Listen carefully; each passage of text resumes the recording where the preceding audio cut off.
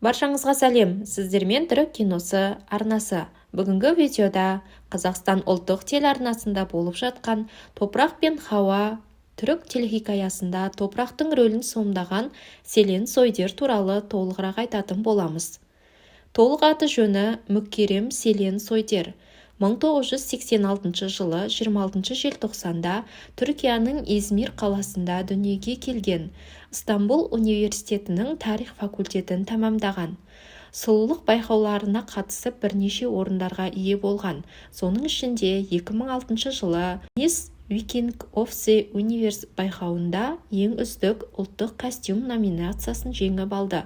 2007 жылы Мисс Түркей байқауында жеңімпаз атанып, сол жылы Қытайдың Сания қаласында өткен Мисс Уорлд 2007 байқауында Түркияның атынан қатысты.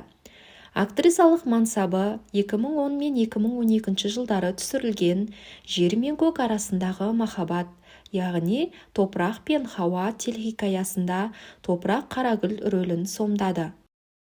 2016-2017 жылдар аралығында тағы да бірнеше көп сериалды телехикаяларға түсті. Жеке өміріне тоқталсақ, 2010 жылы Топырақ пен Хауа телехикаясындағы әріптесі Толгахан Сайшманға тұрмысқа шықты, бірақ 2014 жылы ажырасты.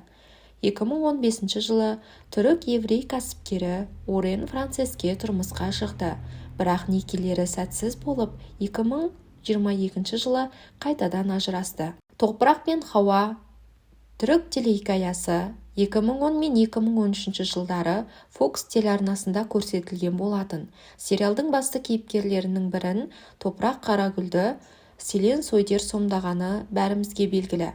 Сериалдың алғашқы маусымы Түркияның Каппадокия аймағында Үргіп қаласында түсірілген.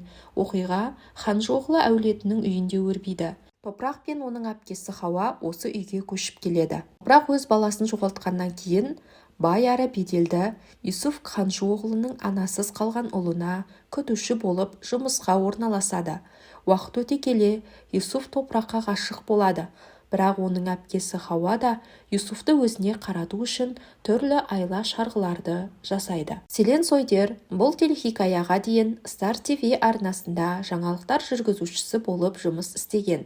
Алайда ол актрисалық мансапқа бет бұрып, Топырақ пен Хауа телехикаясында Топырақ рөлін сомдау үшін журналистикадан кеткен.